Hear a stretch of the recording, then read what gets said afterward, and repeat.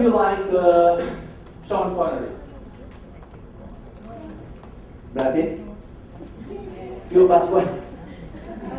Okay, Sean Connery, Kunyari. There's a movie of Sean Connery called Finding Forrest. Somebody saw it? Oh, lovely. Anybody else? Well, you saw James Bond in 1967. That's Sean Connery. That's too old. I wasn't born. So Sean Connery has this movie called Finding Forrest. In that, he's an author. An author who is as good as Ernest Hemingway. And he's written a book called Avalon Landing. One book sold X million copies. His first book, when he was 25 years old, sold X millions of copies, and he got the Nobel Prize and the Pulitzer Prize and what have you prize for it, and he became a really popular author just with one book. But because he wrote such a good book, people were giving him all kinds of critical feedback, blah blah blah, blah blah blah, etc. So he became a recluse in New York. He gave up writing, teaching, professing, but he was a literary genius.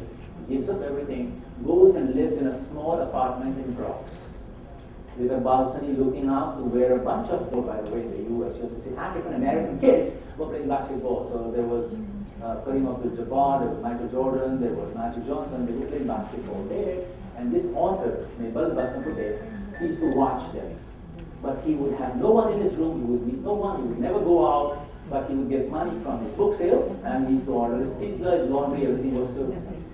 So one day, the boys who were playing basketball, one day the ball comes and drops into his window.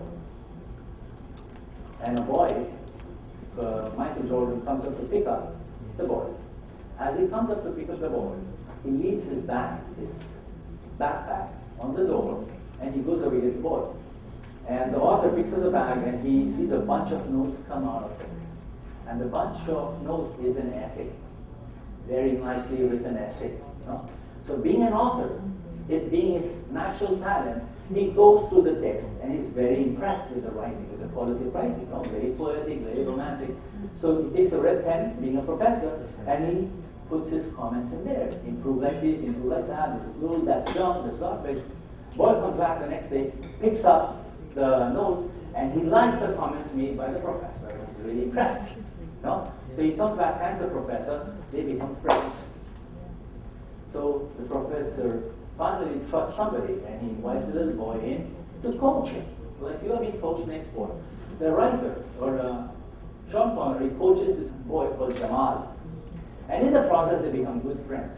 So one day, the professor serves him soup, and the boy's eating the soup, and he says, "Professor, this soup is so syrah. He doesn't speak Tagalog, of course.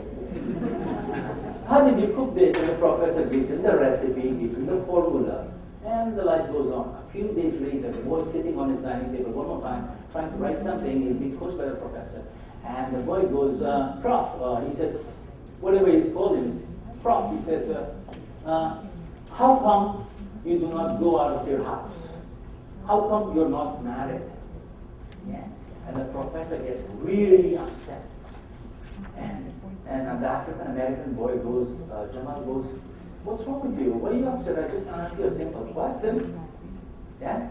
And the professor says, "A week ago, when you asked me a question about how to make the soup, I gave you the formula.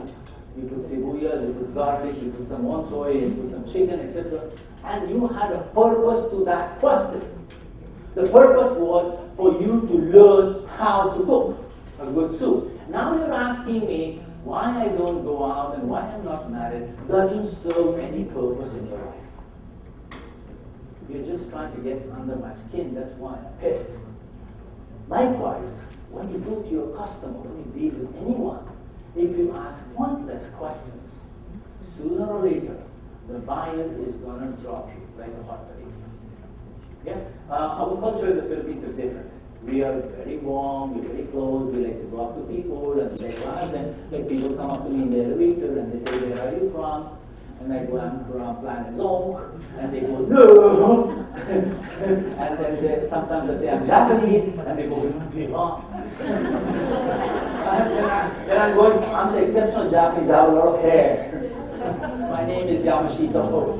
So, those are pointless questions. I mean, we do it because we want to get friendly, but in business, if you want to provide a solution to someone, ask purpose-driven questions.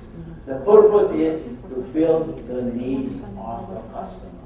The moment the customer discovers that you are here to fill his needs, to add value to his life, to his business, his trust levels will go up. He will tell you how to make soup for him.